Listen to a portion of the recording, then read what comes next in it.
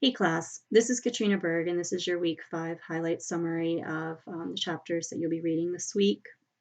So for chapter 15, we're talking about organizational structure. A basic definition of organizational structure really is the way in which tasks are formally divided, grouped, and coordinated. There's 6 elements to an organizational structure: work specialization, which talks about division of labor; compartmentalization, which is the basis by which jobs are grouped; chain of command, which is line of authority; span of control, the number and levels of control by management; centralization, which is a central point of command for decision making; decentralization, which is the opposite of centralization. Decentralization is which management decisions are pushed downward to the front lines. When we talk about bureaucracy, we're talking about a highly routine organization where there are formalized rules and regulations, there's a centralized authority in place, and there's a chain of command. When we look at a matrix organization, we're looking at dual lines of authority. We're looking at combining functional and product departments. And examples of a matrix organization might be the aerospace industry or marketing industry. One of the questions that comes up in your books is, why do managers want to create a boundaryless organization? Your book talks about GE and Jack Welch. HP is another example of a boundaryless organization. It eliminates chain of command. There's a limitless span of control. You have empowered teams. So there is a desire in certain organizations to move towards this. Again, it is something that is a work in progress and something to be thought about. There's more in your books about this, but I just wanted you to be aware of the concept. Moving on to the last part of chapter 15, we look at behavioral implications of different organizational designs. I've just gone through a couple different examples. There are no simple answers. Behavioral implications can change based on your structure, based on your employees, based on your industry, based on how you have division of labor set up. Your book, again, gives you more information on that. But when we're looking at behavioral implications of different organizational designs, there's not a simple answer. Moving on to chapter 17, human resources. Human resources plays a large role in organizations, and when we're looking at hiring, placing the right candidate in the right position, we need to look at how this process happens. The initial selection method is talked about in page 500. It goes through each of these. It's Exhibit 17.1, gives you a great overview.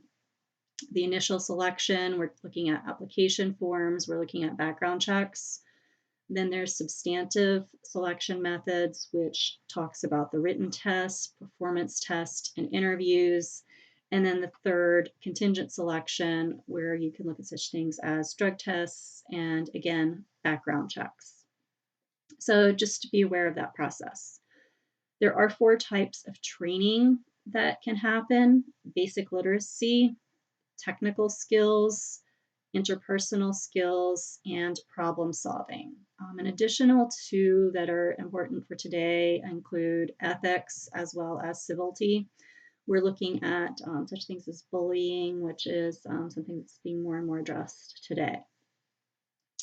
Formal and non-formal training methods, pretty self-explanatory. Formal is planned, whereas informal is unplanned. It may happen on the fly.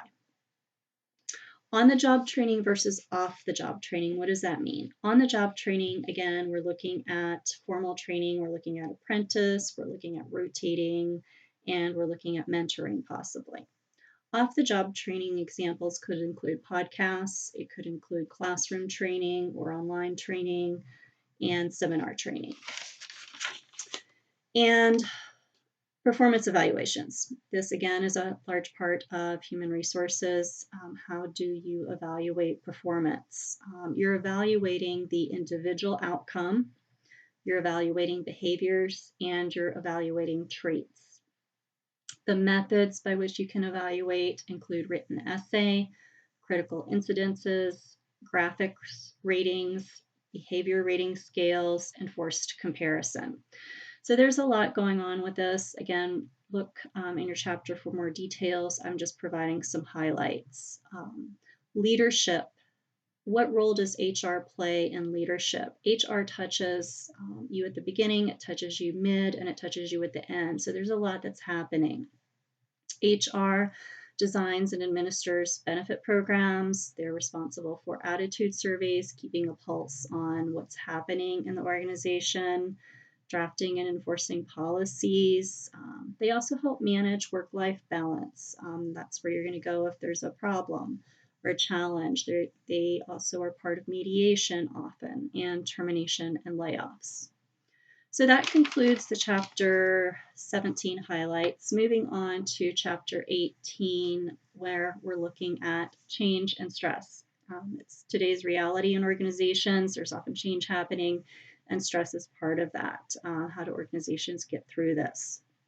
The forces of change today, from a broad overview, include the nature of the workforce. There are different generations in the workforce today, each have different values, and they all need to work together to accomplish the organizational goal and mission. Technology continues to change today. There are economic shocks that take place. There's competition. There's social trends that are happening. And of course, world politics impact us today as well. Plan change, we're looking at it being intentional and goal outlined.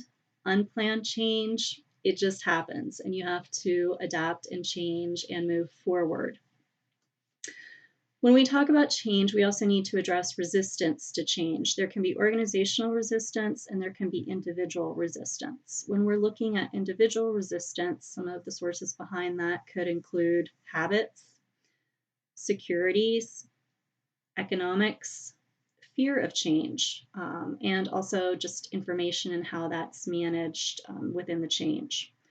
Organizational resistance to change can include structural issues, limited focus group, inertia, time, and expertise. There can be threats to those, and also threats to power relationships.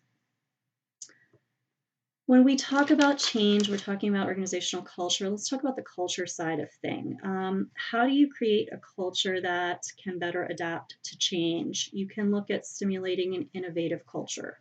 Innovation by itself, of course, means the ability to be creative, the ability to change, to adapt, and then also a learning organization. If you're creating a culture where learning and change are part of the everyday, it becomes much easier to address a change as you move forward, planned or unplanned.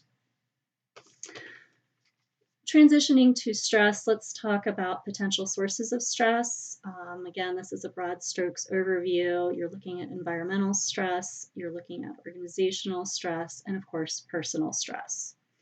Consequences of stress are physiological, psychological, and of course, behavioral symptoms that will manifest.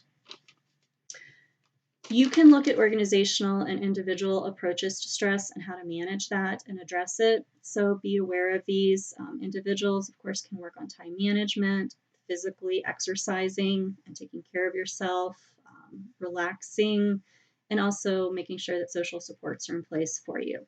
From an organizational standpoint in managing stress, you can look at ensuring that you have improved employee selection and placement, getting that right person in the right job, training, realistic goal setting. What really can you do? What can your organization do? Communication. So much boils down to continued corrected communication. Wellness programs also are a way that organizations can help manage stress and change. Let me know if you have any questions, class. Thank you for listening.